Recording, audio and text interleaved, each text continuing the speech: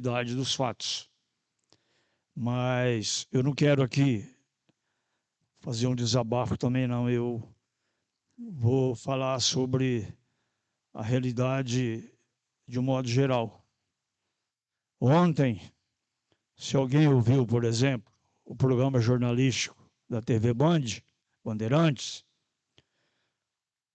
ou seja, foi nada mais, nada menos do que 10 minutos falando sobre a situação do nosso governo federal e de algumas unidades federativas. Mas o que muitas vezes nos entristece e ao mesmo tempo nos irrita? Ontem foi publicado no jornal, que alguns setores do funcionalismo, e eu diria aqui abertamente, poder judiciário. Ou seja, hoje o magistrado está ficando para o governo na faixa de R$68 mil mês. Ok? Então, o que acontece? A gente começa a perceber... Aliás, eu vou fazer um comparativo aqui. Quando a gente é uma família pobre, lá de 7, 8 pessoas, mas que apenas tem lá, digamos, 3 pessoas que ganham o salário mínimo, a gente luta, vereador Marcos, para que quando chega no fim do mês, você põe o alimento em casa, você paga a sua água, você paga a sua luz, seus compromissos, para que você mantenha o seu nome, limpo. Acontece que se nós compararmos hoje o nosso município, o município com menos de 3 mil habitantes, diríamos assim, e às vezes quando você pronuncia esses números em relação de milhões, etc., coisa e tal, o que acontece? A gente vê nesse país que hoje os municípios pequenos é que realmente estão padecendo. Por quê? Os compromissos, as leis de exigências, enfim, tudo aquilo, digamos, que é exigido para Ribeirão Preto, a mesma forma é para a Cássia dos Coqueiros. Mas quando nós olhamos uma cidade hoje como Ribeirão Preto, Araraquara, Campinas, etc., e quantas por aí mais, em relação à Cássia dos Coqueiros, se nós falarmos, por exemplo, Ribeirão está indo para a mesa da Câmara um orçamento na faixa de quase 5 bilhões de reais. Aí nós voltamos no que Ribeirão Preto arrecada. Tudo bem. E sabemos exatamente hoje a dívida que a Prefeitura do município de Ribeirão Preto tem. E se nós compararmos hoje com Cássia dos Coqueiros, da situação em que saímos, que você mesmo disse, em relação ao que está mantendo, fazendo aquele esforço possível de manter a educação, a saúde, o transporte, ok? E sem aquela situação de você, de repente, falar, não tem mais dinheiro para nada. Ou seja, o executivo, às vezes, o carro, quando você aperta um pouquinho o acelerador, ele embala. Aí você pode fazer besteira. A mesma coisa é o gestor público. Isso acontece no executivo, acontece no legislativo. Ou seja, se nós observarmos o que acontece hoje a nível de governo federal, a nível de Estado, onde alguns setores se esbaldam com muito dinheiro, outros absolutamente nada. Temos problemas hoje, temos problema na educação, temos problema na própria saúde pública, porque as reclamações daqui são constantes, ok? Que às vezes, o colega Marcos aqui chega para nós vereadores e nós tentamos de uma forma ou outra tentar ajudar a resolver, só que nós também como vereadores temos nosso limite, até onde nós podemos ir. O executivo, ele tem o dele, que é a missão de administrar o município, com um orçamento apertado, onde, acabamos de dizer aqui, A arrecadação nesse período, ela começa a ser deficitária. Então, o que eu diria é, o papel de governar, se você realmente, já partindo do princípio que você tem a obrigatoriedade de cumprir tudo o que os tecnocratas lá em cima mandam. Porque ficar atrás das mesas lá, ditando normas e dizendo para os gestores, seja municipal, seja estadual, cumpra-se. Porque, de qualquer forma, a fiscalização está aí. Então, tem que ter muito cuidado com o recurso público hoje. É complicado, não é fácil. Mas, apesar de termos problemas, termos situações difíceis, eu diria que eu ainda, nessa gestão, eu procuro parabenizar os funcionários que estão aí preocupados em atender a população, mas, ao mesmo tempo, hoje, se você sair na rua, tá? Eu já fiz isso daí. As pessoas te questionam. Ah, eu fui lá na saúde, não fui bem atendido. Ah, eu estive lá na saúde porque a funcionária ainda não me fala bom dia. E tal. Ou seja, quando a população realmente começar a participar e ver aonde o dinheiro público está sendo aplicado, porque é muito difícil você dizer, ah, eu cheguei no fim de uma gestão, eu consegui cumprir meus mandamentos tudo 100%. É muito difícil, porque os problemas são demais. Foi o que foi dito aí. Às vezes, o que excede a folha? O excesso de hora extra que você é obrigado. Você não pode deixar aquele setor descoberto. Você precisa do funcionário, você contrata as horas deles. Isso faz com que a folha sobe. E não é esse o único problema. São problemas diversos que a administração tem. Sim. Então, a administração pública é muito difícil mesmo. Por isso, eu aproveito aqui, como parlamentar que sou, tá? Representando aqui o novo presidente, que não pôde estar aqui, eu, na qualidade de vice, estou aqui representando essa audiência pública. Eu pediria, acima de tudo, primeiro, a compreensão da população. E pediria também a compreensão de certos servidores públicos que ainda não se deu conta, tá? De que o salário deles somos nós, população, que pagamos. Então, em qualquer setor, até aqui mesmo no Legislativo, é importante que o cidadão seja bem tratado, ok? Mas que ele compreenda também. Tá? Que se hoje você for rodar o resto do país por aí, você não encontra ainda uma situação igual a Caça dos Coqueiros. Por quê? Devagar a locomotiva vai indo. Sim, com certeza. E esperando também que os próximos gestores que vierem, tá? Continuem trabalhando. Que a missão do gestor é muito difícil. E eu aproveito, Maju, para te parabenizar pelo setor que você trabalha, que para você também não é fácil. Muito obrigada. Ok? Você tem que trabalhar com números, você tem que, ao mesmo tempo, estar informando o prefeito, você tem que estar de olho em tudo. Sim. Ok? Para que o carro não embale, porque se ele embalar e bater, fica pior, né? Sim, com certeza. Em termos financeiros. Então, eu agradeço a sua presença, agradeço a presença do vereador Marcos e de todos que aqui compareceram e que, diante do possível, tá? E às vezes até do impossível, né? Nós, vereadores, estamos aqui, a nossa função de fiscalizar, sim. Mas, ao mesmo tempo, nós temos que meter a mão na cumbuca também e ajudar. Sim, com certeza. Não devemos apenas ser crítico do que está errado. Principalmente no ano político, né, seu Milton? De repente, conseguir algum recurso para auxiliar o município. E a gente também precisa deixar claro aqui que nessa gestão não tem restos a pagar. Tínhamos muitos restos a pagar, nós quitamos todos eles, não devemos para ninguém. Só não se foi pago aquilo que entrou na justiça, porque a gente tem que aguardar o período da justiça efetivamente, mas demais a gente não deve para fornecedor nenhum. Os contratos têm de 10 a 30 dias para serem pagos, a nota ela é emitida, ela já é paga, sem exceção de nenhum fornecedor. O servidor não recebe o pagamento atrasado, a gente está pagando sempre até o primeiro dia útil do mês subsequente. O ticket é sempre pago dia 20, ou às vezes, muitas vezes antecipado, devido a algum evento, alguma festa, algum final de semana, enfim.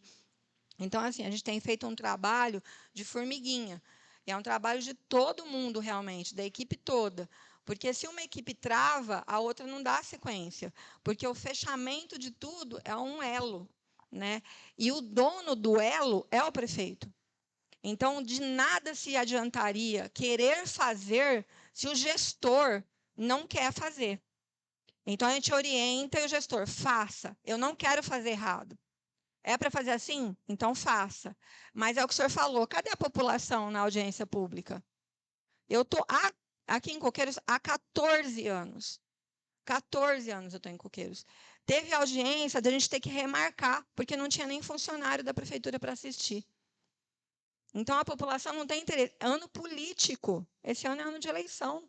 Cadê a população para ouvir os dados do município? Para saber em que pé, caso os gestores que forem assumir, vão pegar a prefeitura. Os vereadores que vão assumir. Só sabem criticar o aumento que deram para secretário, aumento que deram para vereador, aumento que deram para prefeito, mas a responsabilidade, o CPF dele ali respondendo pela pasta, caso ocorra algum problema.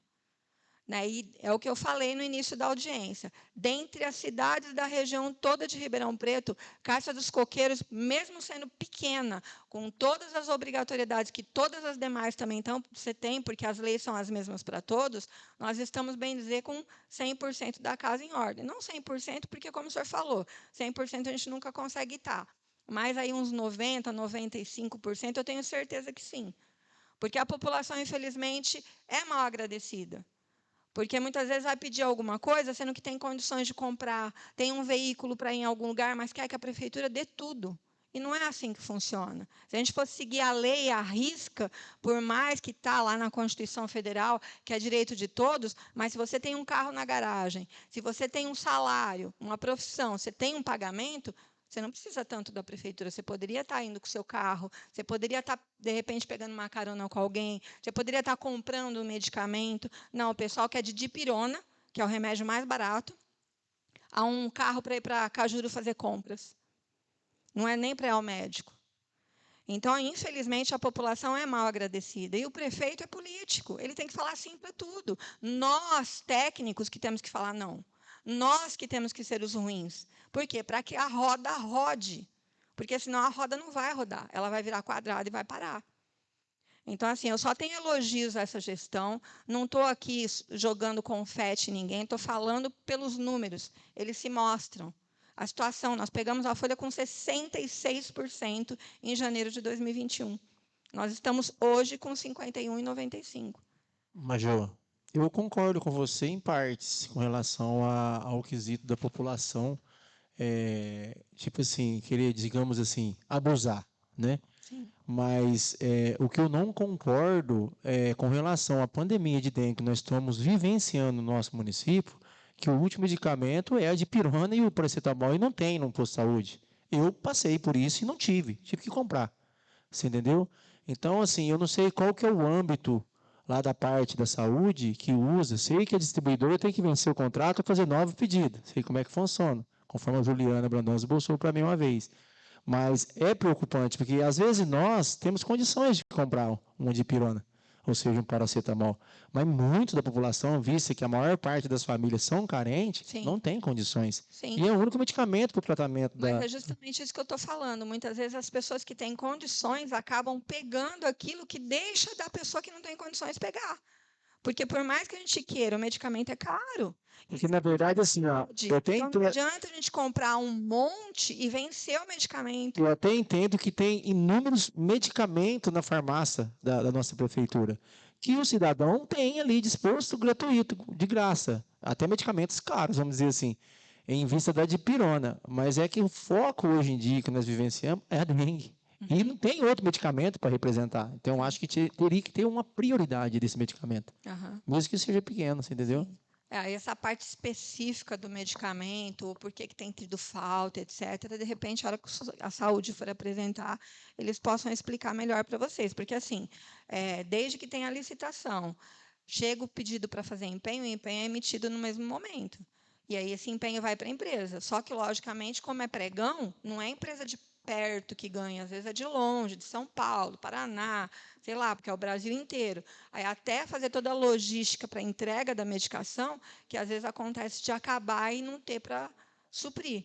entendeu? Mas a gente, pelo que eu acompanho do pessoal da medicação, não deixa faltar remédio, não. O que eu digo, não estou dizendo que as pessoas não tenham direito, mas eu acho que tinha que ter o bom senso de realmente se pedir aquele que precisa, porque a gente sabe que tem as famílias mais carentes na cidade, e elas realmente são prioridade, assim como um leite especial, assim, enfim, uma série de outras coisas. Né? Mas a gente também aqui não está para criticar. O que eu estou falando é assim, por que a população não vem participar? Não vem perguntar? Não vem querer saber o que está acontecendo? Porque criticar é muito fácil. Só que quando a gente critica, eu aprendi isso com a minha mãe. Quando a gente aponta um dedo para uma pessoa, a gente tem 3 voltados para a gente. Então, por que eu estou apontando? Eu não estou vendo. Será que eu estou fazendo a minha parte? Será que eu estou ajudando na medida que eu posso? Ou só estou criticando, criticando e criticando? Né? Assim, então, o trabalho da prefeitura como um todo, a gestão como um todo, é louvável em todos os aspectos. E esse mérito, por mais que é de toda a equipe, lógico, porque, como eu disse, é um elo, é do prefeito. É único e exclusivamente do prefeito. Porque se o prefeito não quiser, a gente não pode fazer nada. Ele é o dono da caneta. Ele vai ouvir. Se ele falar, não, eu quero que faça assim, vai ficar errado e vai ser feito. Né, desde que não me prejudique, o jurídico provavelmente desde que não prejudique o jurídico, o RH, licitação, enfim, mas ele é o dono da caneta. Então, se a gente está tendo louvores com os nossos resultados, é devido ao gestor ouvir a gente. Ok? Só isso. Eu diria, na verdade, que, se não me falha a memória, foi no início do exercício passado, eu usei a tribuna da Câmara para fazer um comentário. Talvez para algumas pessoas não pegou bem, mas depois recebi alguns elogios por isso. O que a gente via muitas vezes é que nós tínhamos um percentual de pessoas fora do nosso município que pegava medicamento aqui. Era atendido aqui. E cheguei a ver muitas vezes pessoas que eram daqui, lá aguardando, enquanto alguns de fora estavam sendo atendidos. Mas isso melhorou um pouco pelas informações que a gente teve. Mas o que acontece é que a gente vê muitas vezes aqui que tem um setor da sociedade que não compreende a situação. Eu diria para vocês, o vereador está de prova aqui. Nas últimas sessões, nós aprovamos aí algumas indicações de minha autoria em relação ao mosquito da dengue. O que aconteceu? Quais foram as informações que vieram lá da regional? Que não haveria necessidade de fazer fumacê na nossa cidade. Alguns funcionários me expôs de que alegaram em reunião de que muitos animais morrem e em relação ao mosquito pouco resolve, enquanto que eu tive informação e em alguns municípios eu estava, que nem Mococa, estava fazendo a nebulização lá, Santa Rosa, até próprio Cajuru, aí porque aqui não. Ou seja, entramos com a indicação na Câmara, tá? Parece-me que já tem uns agentes aí da Succem fazendo visitas domiciliares, uma série de situações. E aí vejo vocês de que eu entrei em contato com alguns proprietários de terrenos aí, inclusive até quase que na área central da cidade. Eu não fui compreendido pelo que eu falei, mas no final acabou limpando. Ou seja, o prefeito, ele não pode pegar uma máquina, um servidor, entrar lá dentro do quintal do cidadão para fazer limpeza. Muito pelo contrário. A responsabilidade dele é a via pública. Eu tentei pôr isso na cabeça de 2, 3 proprietários que me questionaram em relação a isso. Por que a prefeitura não limpa? Eu falei, a hora que tiver uma lei específica, ela vai limpar, vai te mandar conta no seu IPTU. Sim, mas enquanto nós não tivermos aí o Código Tributário, o Código de Postura aprovado, vereador, o senhor sabe que houve um concurso público, criaram o cargo aí do fiscal de postura, depois, se não me falha a memória, acho que ele veio a falecer, esse Código de Postura ainda não subiu para a Câmara para ser votado. Aí eu acredito que muita coisa muda. Outra questão que eu gostaria de colocar também, que isso também envolve saúde pública. Eu acabei protocolando e dia 5 agora, vereador, nós vamos discutir em relação, tá, ao plantio de cana no nosso município. O que nós estamos observando? Nós estamos observando o seguinte, 30% das nossas vertentes de água da zona rural já acabou. Os demais rios que sobram aí estão pedindo socorro. Então a gente vai tentar ver se consegue conscientizar os usineiros, os seus representantes, os próprios proprietários de terra que nos arrendam, para ter um pouco de consciência. Porque nós estamos vendo a situação do planeta em si. Por que nós não vamos deixar de cuidar de quase 200 km² que nós temos de município, de área verde, e vendo ter sido destruído, totalmente destruído? Ou seja, a prefeitura vai, arruma mata-burro, arruma porteira, arruma cerca, prepara a estrada. Dali uma semana, você olha, está totalmente destruído. Quando não é transporte de cana, é transporte de madeira. É esgoto arrebentado, é caixa seca entupida, e não respeitam de forma alguma. E aí o que acontece? A gente tentou procurar uma maneira de taxar. Qual a resposta que nós tivemos dos órgãos públicos? Tá? É vocês colocar uma balança. Aí a gente foi ver mais ou menos hoje para implantar uma balança. A burocracia e o valor que nós temos que assumir. Então, se nós que estamos aqui hoje, plantado aqui, nesse município que, graças a Deus, eu não vou desfazer dos demais, mas ainda é um canto que a gente está tendo, vamos dizer, um pouco de sossego. Se nós não começarmos a usarmos a cabeça e unirmos, para que nós façamos alguma coisa em prol da nossa educação, tá? Da nossa saúde, do nosso transporte. Porque se vocês forem ver aí, em relação ao atendimento de farmácia, tá? Das UBSs, os atendimentos, se compararmos com o nosso, vamos dar louvor a Santa Rita sobre isso. Foi o que eu disse e volto a repetir. Temos problema? Temos. Mas juntos, nós somos capazes de resolver. Mas, de repente, quando eu venho com politicagem, ou seja, do quanto pior, melhor, eu não vou chegar em lugar nenhum. Eu vou acabar atrapalhando. Agora, se eu não tenho capacidade de ajudar, se eu não tenho capacidade de dar pelo menos uma orientação, então o que eu tenho que fazer? É assistir a situação, tá? E deixar para realmente quem tem competência fazer. Porque a população está de olho aberto, sim. Ela paga imposto, sim. Tá? Ela trabalha, sim. Ela cuida do seu bem-estar, sim. Mas nós, legislativo e executivo, sem o apoio da população também nos colaborar, não tem condição de nós chegar em lugar nenhum. Eu vejo muitas vezes aí, ó. Eu vejo muitas vezes. Chega na sexta-feira, eu tenho observado aqui no meu quadrado aí. A prefeitura vem e retira todo o entulho da rua. Dali 10 minutos você passa, está lá tudo de novo. E são coisas que nós temos, inclusive, é cobrança que nós fazemos aqui. Tá? Nós temos bueiros aí vergonhosos que precisam ser cuidados, que vão ser cuidados. A nossa iluminação da cidade está uma vergonha, porque cada um de nós pagamos iluminação pública. Muitos aqui pagam, não tem nem sequer uma luz em frente à sua, nos 100 metros do seu quadrilátero. Então nós estamos em cima também, né, vereador? Estamos cobrando. E parece que vai desenvolver o projeto da luz de LED. Estamos em cima. Essa cobrança aí, desenfreada, tá?